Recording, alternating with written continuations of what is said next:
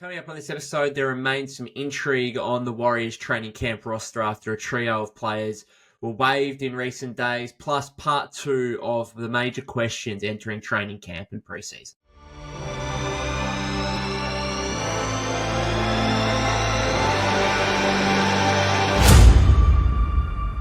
Welcome back to the Golden State with Mates podcast. Hope you all had a great weekend. I am still battling this cold, so you're going to have to bear with me, but I apologise, and I'm sure I'll get through this episode. On last episode, I was speaking about the Warriors roster, which at that point was at 22, which was actually one above the allowed limit of 21 for training camp and preseason, which suggested there was always moves to be made in terms of players cut, potentially other players brought in, and now we are 8 days away from training camp, 7 days away from media day, and I still expect a couple of different things to happen here over the next few days for the Warriors to finalise that training camp roster, which, looking back on last season, usually they announce it officially themselves 3 or 4 days before training camp actually starts. So I'd imagine that something will come officially from them in the next 3 or 4 days. But still moves to be made because we've seen 3 players waived over the last few days since my last episode. Initially, we had both Yuri Collins and Javen Johnson waived, and yesterday as well, Dante Scott. So that's 3 players, which takes the roster from 22 down to 19, which is interesting to me. It's not interesting the fact that these guys were waived. They were always seen as guys being on the Exhibit 10 contracts who were just on those Exhibit 10 contracts to incentivize them to stick around with Santa Cruz and build out the Santa Cruz roster for the start of their season. That was always going to be the case. But I am interested in the fact that all 3 were waived ahead of training camp. Obviously, the Warriors could have kept 1 or 2 of these guys around for training camp and preseason.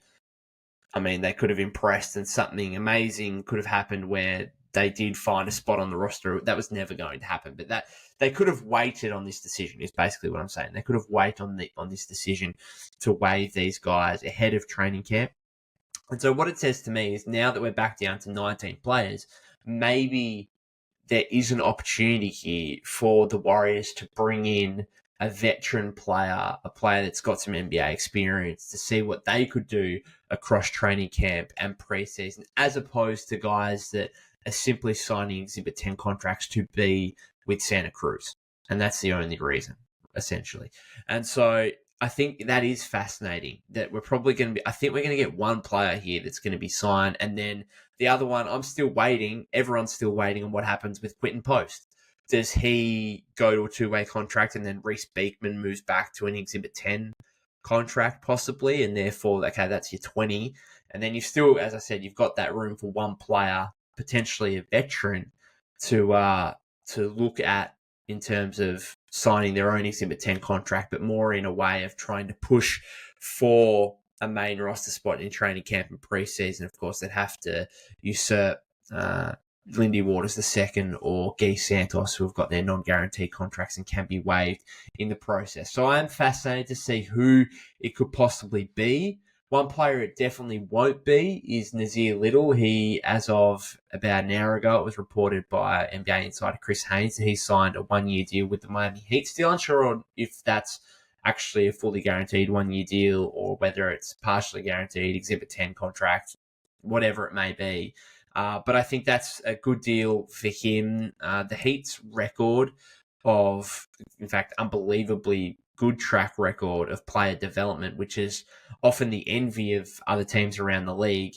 I think if I'm a young player in Little's situation looking to kind of rehab my value, reestablish myself in the league, I'd certainly look at the Miami Heat as a great destination. And I'm sure they've probably got a pathway to a more consistent role for him than the Warriors would have. I was intrigued initially just by the fact he's still young and that he did show something at the Portland Trail Blazers, but he got his opportunity with the Suns, and I just I never saw how the Warriors were going to be able to give him the opportunity to thrive in a way that he probably needs, given the outside shooting is questionable and there's already spacing concerns for the Warriors in the front court. already a deep roster. I don't see how Little would have all of a sudden jumped up to being a top 7, top 8 guy in the rotation. I think this tells me this is a kind of a larger picture in the overall landscape of what the Warriors need to do with this one player that they could potentially bring in for training camp and preseason. I want the Warriors to take a risk here because there is no downside to what you're doing here. It is all, trying to pick a high upside player. And so what I mean by that is I look at someone like a Justin Holiday, 35 years old, been around for 11 years now, been in a heap of different teams. I think Justin Holiday is steady. And I think a lot of teams could do with a steady 3-and-D type player. I get that. I think I said on last episode, I think that Justin Holiday deserves another opportunity in the league after, a few good performances in the playoffs for the Denver Nuggets last season. But I don't think that's with the Warriors because I don't think the Warriors need this steady guy who's probably going to be out of the rotation. But you know what? If there's some injury, if there's some foul trouble, then he could come in, he could probably play pretty well. And then that just extends the rotation question marks and headaches for Steve Kerr. Like, I don't want a steady guy. I want a guy who's, he's probably not going to work out, right? 99% chance he doesn't work out. And you know what? What's lost? We tried this guy out in training camp preseason, didn't work out. That's it. It's, you waive him before the start of the season. Like, what is there to be lost here? I'd rather take a guy that really could pop in preseason and training camp. And, could come out and we could see, whoa, okay, this guy's offering something different, whether it's a different type of player, shooter in the front court, whatever it may be. I just think there needs to be a point of difference here rather than just, a steady veteran like Justin Holiday who would be fine. Could come in, play a role when called upon, wouldn't necessarily be in the rotation though, good locker room presence, all this kind of stuff. I get it. I just don't think the Warriors need that given how their roster is currently shaped as a very deep one. And therefore, like, who would you look at? Now, Kevin Knox is still getting a mention. I still do see, I know it's weird for me to say, but I still do see Kevin Knox as having a high-ish upside. And the only reason, and it's genuinely only one reason as to why I believe that is the case, and I've mentioned this on the podcast previously, particularly back in Summer League when he was playing for the Warriors, and I've also wrote about it extensively as well. The only reason I still have hope in Kevin Knox is the fact that he's never played on a good team. He's always played on a bad team. Always been around a losing culture. Started with the Knicks when he was drafted. Spent time, I think he had a 17-game span with the Atlanta Hawks, who are probably the best team that he's been with. And then since then, Trailblazers when they've been crap, and Pistons have been the worst team in the league over the last 5 years. He has always been at losing organizations. And I don't think we should underestimate how much of an impact that can have on young players. Now, the opposite can be true as well. The Warriors are a great example of, young talent going to winning organizations and that young talent being smothered a bit and not getting the necessary opportunity that young players should get at developing rebuilding teams. I completely understand that. But going to, complete basket case franchises, Kevin Knox has got a winning career percentage of 31.4%. He's never had a season where his team has where he has won more than 26 games in a season. So that's the only thing that I hold onto when it comes to Kevin Knox is the idea that, hey, you just give this guy a chance. Give this guy a chance for just a short period of time in a winning organization. Not that the Warriors are, championship contenders or anything like that entering this season. But they have obviously got a fantastic recent history. They're the best team in the league over the last decade. Put him in an effective environment where this team knows how to win, how to build a culture. I just wonder if you could thrive within that. And again, I think that might be worth the risk. Now, is it likely to work out? No.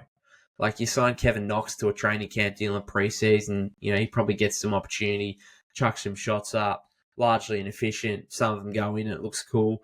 Great, cool, see you later. You're gone by, before the season opener against the Trailblazers on October 23. But, what if something was to unlock there? what if, and he's clearly got the talent. Now, I know we're talking about 6 years into his career now, and we're talking about 6 years ago when he was drafted as the 9th overall pick in the 2018 draft. But again, I just wonder whether or not that could be unearthed in some way by going to an organisation that knows what they're doing and are trying to win as well, are trying to play the right way. And, he was impressive in some league, that final game in the semi-final against the Heat. 30 points off the bench, 12 rebounds. I think it was 12 of 17 shooting. He's a scorer, and the Warriors could certainly do with some scoring. He's a good size. The shooting is off and on. We saw in that semi-final, he can really heat up. I think he went 6 of 9 from 3 or something in that game. Other times it could be very inconsistent. I still see him as like a high upside player, and I don't know who else. Like, he's the guy that the Warriors have obviously been linked to in terms of playing for them in Summer League, and Anthony Slater of the Athletic report mentioned him in his report last week alongside Nazir Little and Justin Holiday. I'm not sure who else. Like, Little, to me, you could put Little in the same bracket in terms of young guy. He's actually younger than Knox, played less games than Knox. But the fact that I saw Little on a playoff team in the Phoenix Suns last season, and they were so disappointed in him, I suppose, to the point where he had 3 years on his contract, and they were like, yeah, we don't want you. We're going to just pay you out, basically. We're going to pay you $3 million a year over the next 7 for you to go away. Like, that just tells me, is like, okay, is this guy really going to be worth it for Golden State? Again, that's why I would, I never saw Little as a fit. I could just see there's a world in which something weird happens with Kevin Knox. I'm just maybe it's an optimist, the optimist in me. And again, I do think that it's very, like, it'd be unlikely, but maybe worth the risk. And I don't know, like, that's my kind of player. A lot of talent, high draft pick, been at losing organizations their entire career. That's the kind of player I want to take a risk on. Doesn't mean it's going to work all the time. Doesn't mean that Kevin Knox is going to work. But that's my kind of player that if I were the Warriors, I'd take a risk on. So anyway, we'll wait and see. But I do think that there's probably going to be a veteran addition here in the next 48, 72 hours, possibly. Because outside of that, I mean, they do something with the post situation, and then they could just, I don't think there's any rules that you have to fill out the entire 21, but I mean, you might as well, really. So yeah, I'm interested to wait to see what happens over the next few days before the Warriors complete and bring out their official training camp and preseason roster. Moving on into part 2 of the major questions surrounding each player entering training camp and preseason. Did part 1 on last episode. Go check that out if you haven't already. That was 7 players who I think are potential starters, and now I've got the rest with 7 guys who are pushing for rotation minutes in Steve Kerr's lineups here going into the season. We'll start with Buddy Hield. Buddy Hield's a really interesting topic for me right now, because the more I think about him, the more I'm not concerned, but I'm tempering expectations on what I think Buddy Hield will do this season. Now, I've spoken about in the past how I don't want Buddy Hield to be this 15 to 20 point per game scorer for the Warriors, because I actually think that would be a bad thing. I think that would mean that other guys haven't stood up necessarily in a way that we would like.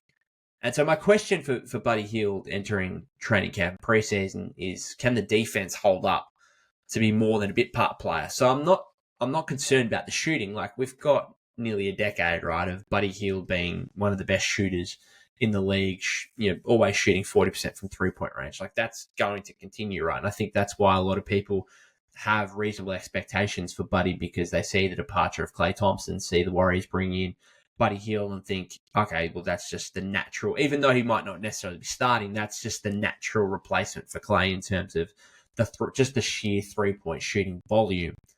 But the defense is a concern.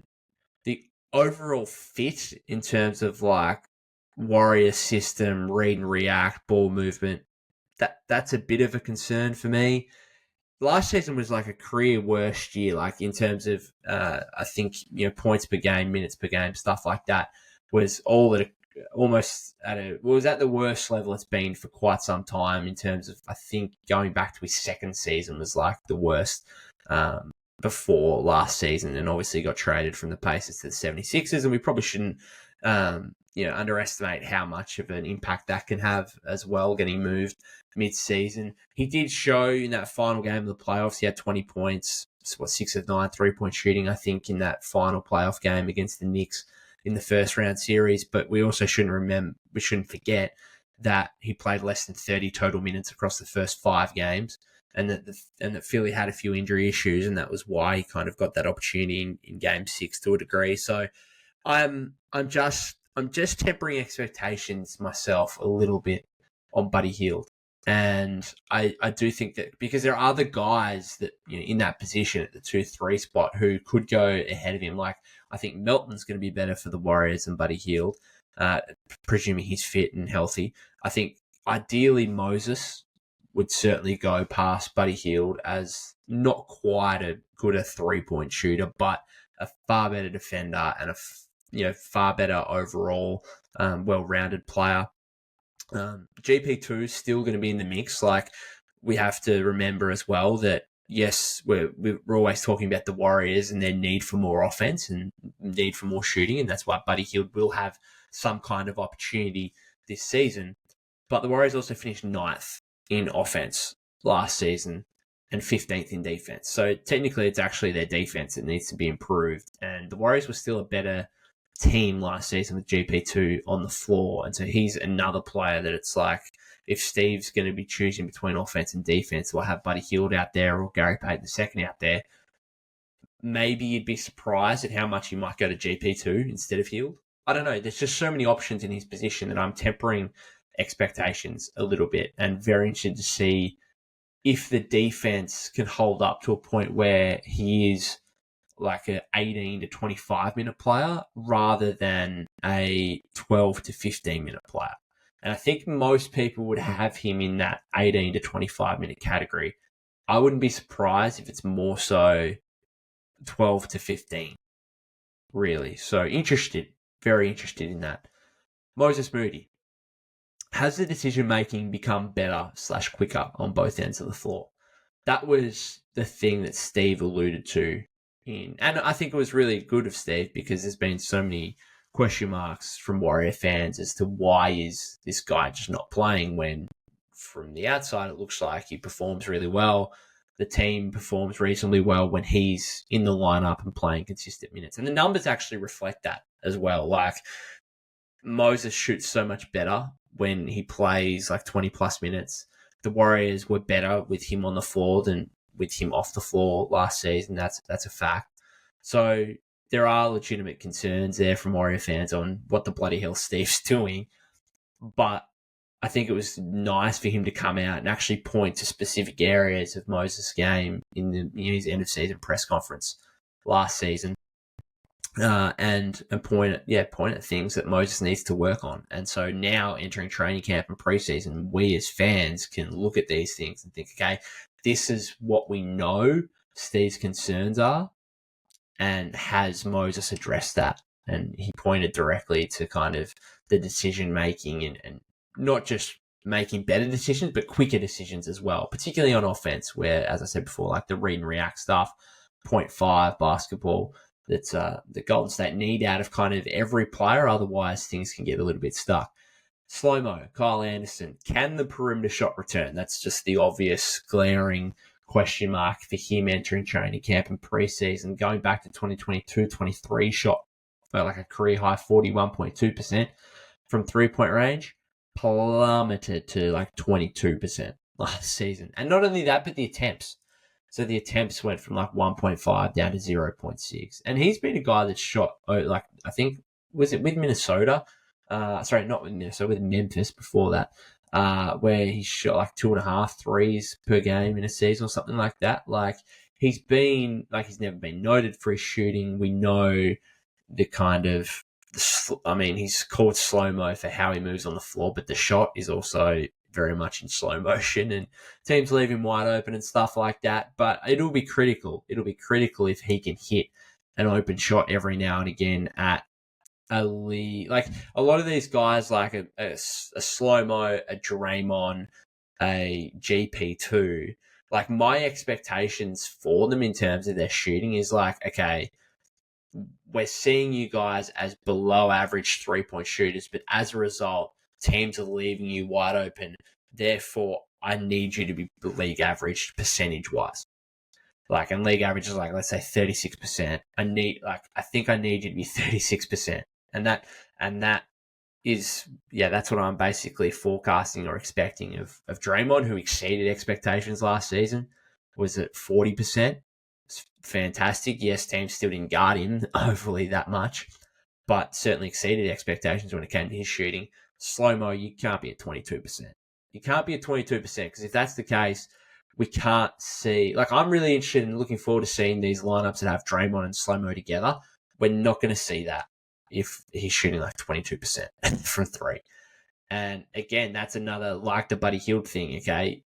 Your shooting is going to be the difference between whether you play 15 to 20 minutes a game or whether you're playing like 22 to 30. Because if Slow-Mo's shooting anywhere half decent from three, he's going to play a lot. Like he's probably going to play at least 22 minutes a game and could be up to 25, 28 if his shooting is reasonable.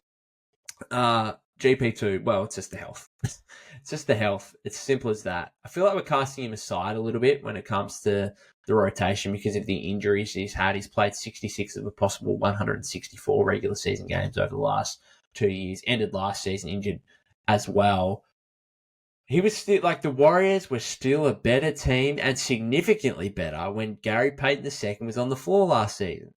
And so, again, we kind of cast him aside as, oh, can we ever depend on him because he's been injured so much over the past 2 years?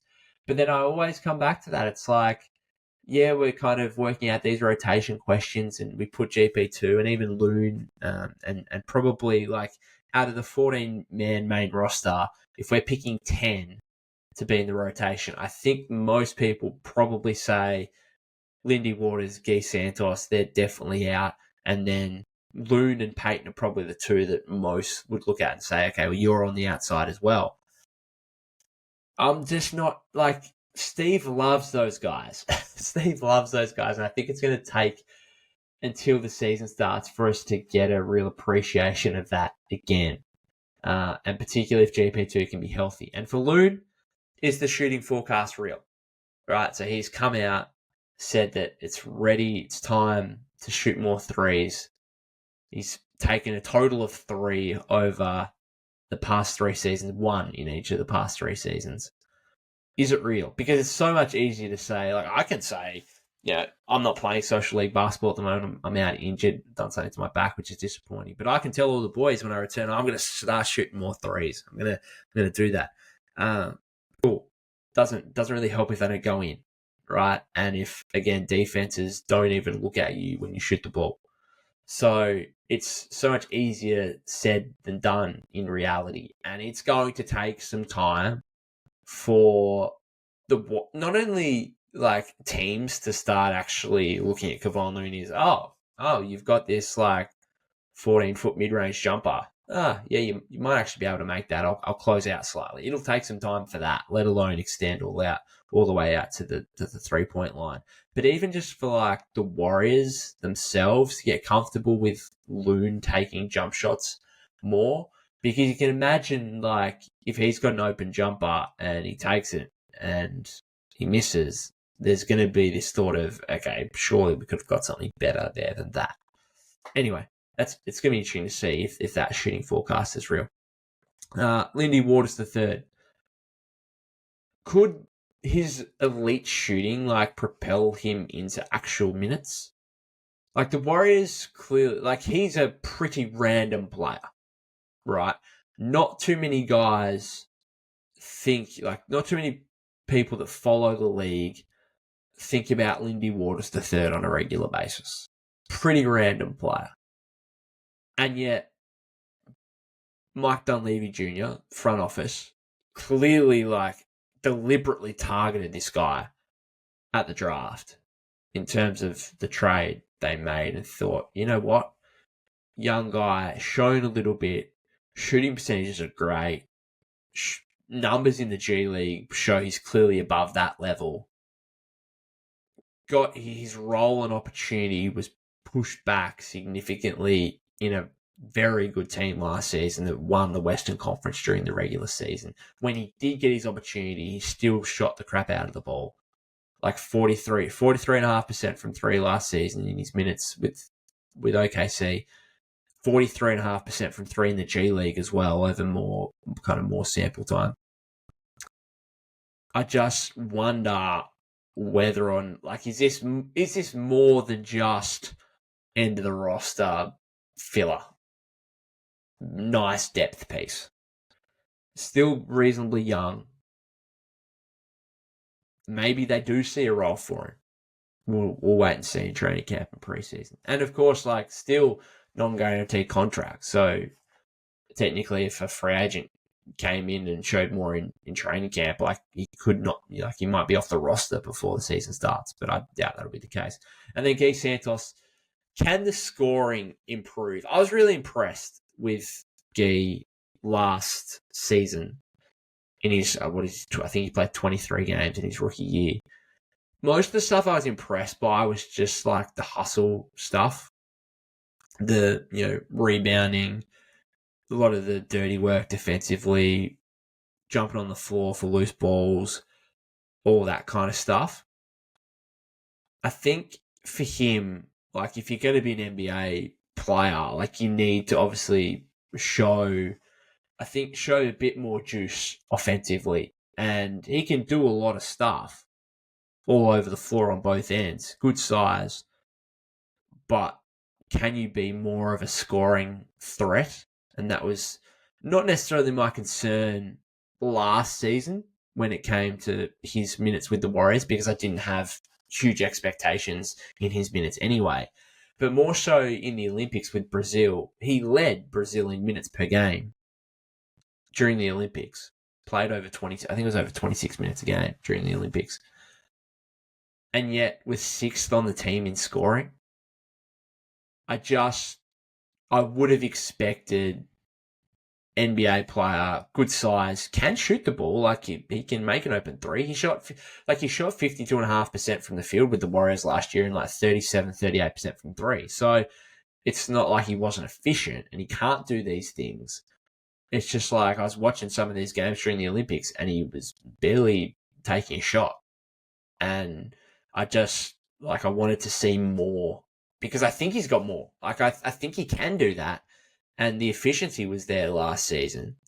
But it was almost as if, for Brazil, he was still playing as if he played for the Warriors, where it's he plays for the Warriors and it's when he was playing last year, it's all right, I need to get Steph, I need to get Clay the ball, Kuminga, our shooters. I'm not here to shoot the ball or score the ball at all, and therefore I'm going to try and make an impact in all other ways, which is fine.